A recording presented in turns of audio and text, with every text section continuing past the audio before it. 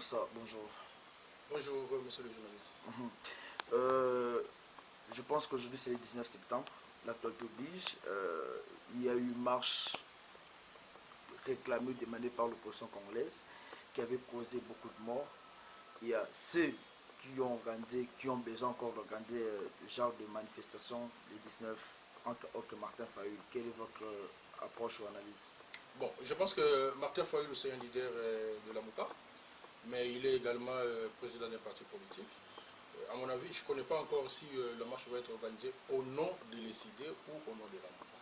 Ça, je ne connais pas encore, donc je ne sais pas raconter des choses que je ne maîtrise pas. Mais parce que la Constitution nous donne le droit de manifester, d'organiser des marches, moi je pense que ce n'est pas un problème, c'est un parti politique décidé. La Mouka, c'est un regroupement politique. Si au sommet, ils estiment qu'ils peuvent bien organiser une manifestation, c'est bon. Mais la date, vous ne devez pas penser aujourd'hui, c'est le 19 septembre.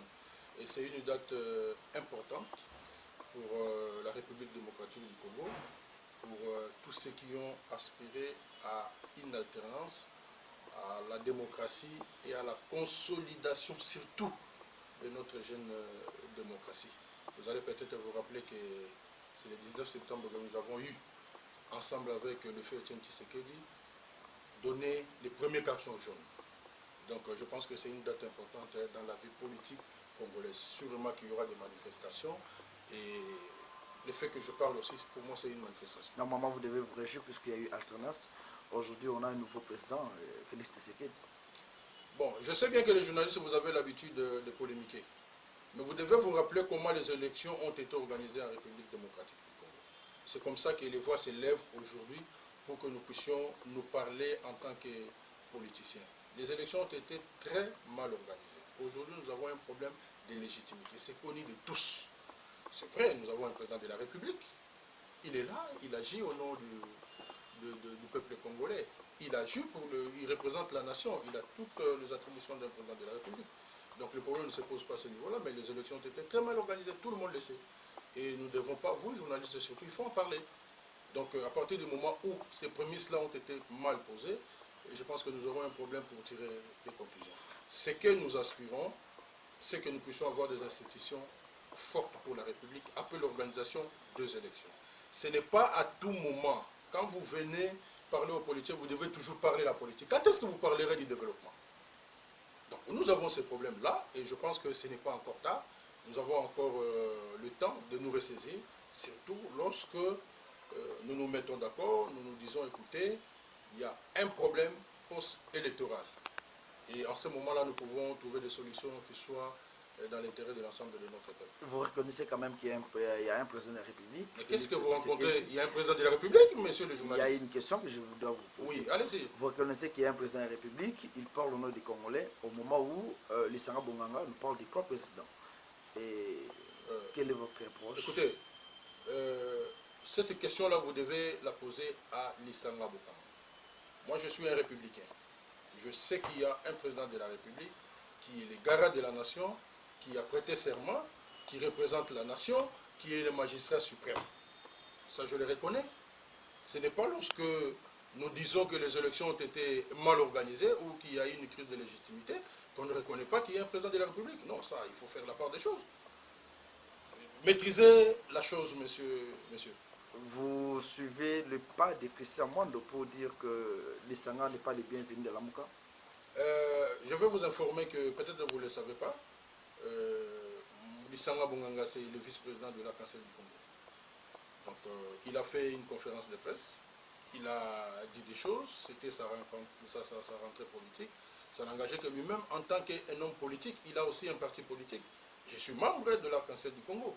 Mais tout ce que Lissanga a dit, moi, comme politique, ne doit pas nécessairement m'engager. Non, pas du tout. J'ai aussi des opinions. J'aurai peut-être le temps de vous dire que non, voilà, par rapport à tel aspect, voilà comment moi je vois la chose. Par rapport à... Donc, il faut poser plus la question à Lissanga, pourquoi il a parlé des trois présidents de la République. Mais moi, je sais qu'il y a un président de la République qui est M. Tshisekedi Fachi. Voilà. Vous avez parlé du développement, le pays doit se développer. Félix Tshisekedi, président de la République, a été à Bruxelles, là où il a parlé avec plusieurs investisseurs. est-ce que vous pensez que cela peut apporter de bons fruits? Bon, je suis en train de douter. Je dois nuancer. Vous savez, le pays doit aller de l'avant. Regardez le travail qu'il est en train d'abattre. En fait, le travail qu'il est en train de faire là, c'est un travail diplomatique, purement diplomatique. On n'a jamais rompu de relation avec Bruxelles. On avait deux problèmes. Il est dans une coalition. Aujourd'hui, il est à la tête du pays, mais il est dans une coalition avec les FCC, avec les gens de Kabila. C'est là qui ont posé des problèmes à la République, qui ont rendu ces relations-là avec la Belgique difficiles. Mais il est dans une coalition. Il travaille avec ces gens-là. Vous pensez qu'ils vont avoir une bonne aptitude? Je ne sais pas. C'est comme ça que je dis que je dois nuancer. Et vous connaissez aujourd'hui la réponse de Belge. Il faut que chaque jour vous puissiez prouver que vous êtes le chef de l'État de la République démocratique du Congo. Ça, c'est la réponse de façon globale de Belge. Écoutez, nous n'avons pas les droits à l'erreur. Ce n'est pas la Belgique qui va faire développer ce pays. Jamais. Nous avons été colonisés par les Belges. Mais vous savez que nos mamans ne parlent même pas français. Comparativement aux Brazzavilloises, aux Gabonaises. On a été colonisés par la Belgique. Nous voulons bien que nous puissions aller ensemble. Mais je regrette un peu. Vous avez parlé au début de votre interview de la date du 19 septembre. Nous avons mené le combat ensemble, y compris le président de la République. Et moi, je connais l'essence de ces combats. Je me souviens toujours du sens de ces combats-là. Et là, je pense qu'il y a un problème. Aujourd'hui, le président de la République plaide pour qu'on puisse alléger les sanctions de tous ces dignitaires qui nous ont tués, qui nous ont massacrés, qui nous ont lancé des gaz lacrymogènes. C'est craché sur nos égaux. C'est craché sur le Kapangala. C'est craché sur tous ceux qui sont partis, tous ces morts que nous avons connus, tant dans l'UTPS que dans d'autres partis politiques, pour que nous puissions avoir les vrais changements que nous voulons. Non. C'est lui qui commet des forfaits, qui viole les droits de l'homme, il doit répondre de ses actes. Non, là, je ne suis pas du tout d'accord. Il y a suffisamment de problèmes au pays. Vous connaissez l'histoire de la Cour constitutionnelle? Vous le connaissez, monsieur le journaliste? Comment la Cour a fait la honte du pays? Ce problème-là est déjà réglé? Pas encore. On a suffisamment de problèmes. Nous avons un problème dans les pays. Ici, il y a une crise politique. Nous le disons. Certains ont même déjà proposé. Nous aussi, comme acteurs politiques, nous avons proposé notre voie de sortie. Je suis un Congolais. Aujourd'hui, c'est maintenant là qu'on doit déjà parler de la levée ou de l'assouplissement des sanctions contre ceux-là qui nous ont tués. Je ne suis pas du tout d'accord et je suis très inquiet. Vous pensez à un dialogue? Mais en politique, le dialogue doit être permanent. Si on doit aller plaider pour qu'on puisse lever les sanctions pour ceux-là qui nous ont massacrés, et parler avec ses pairs, parler avec des Congolais, ceux qui pensent qu'il y a une crise. Effectivement, il y a une crise. Et je vous dis, monsieur, si on doit continuer comme ça, là, il n'y aura pas de décollage. Il n'y en aura pas. Alors, chutant avec une toute dernière question. Mike Mukebai, ça fait déjà 2-3 jours qu'il est à la prison de Makala. Vous êtes de la Mouka, on l'a accusé puisqu'il a tenu des propos pas agréables envers Daniel Monateba. Comment est-ce que vous avez reçu ces messages-là? Bon, je pense que moi je crois beaucoup à la justice. Hein. Je crois beaucoup à la justice. Parce que je suis moi-même un auxiliaire. Je crois beaucoup à la justice. Je pense que nous trouverons gain de cause. Mais je suis un peu inquiet aussi, parce que vous les journalistes, normalement vous devez parler de Marc Mukebai.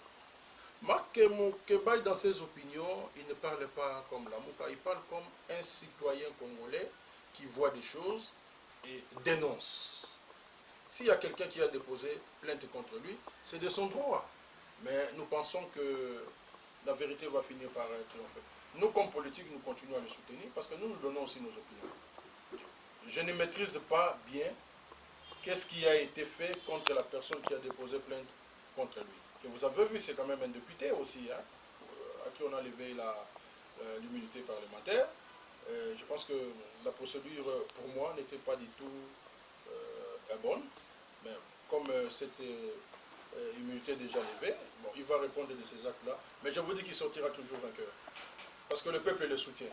Vous aussi, journalistes, vous devez le soutenir. Ne laissez pas seulement à la politique. Le problème, c'est un problème de la nation congolaise. C'est un problème du Congo. Donc, vous êtes dans la même corporation. Pourquoi vous abandonnez votre frère? Vous pensez vraiment que c'est un véritable criminel? Non, je ne pense pas. On est en train de plaider pour qu'on lève les sanctions pour les autres. Ceux qui ont jeté des gaz lacrymogènes sur nous. Et vous pensez que Marc Moukabaye, qu'est-ce qu'il a fait? Il a trahi le pays? Il a comploté contre le pays? Il a agressé le pays? Je ne pense pas.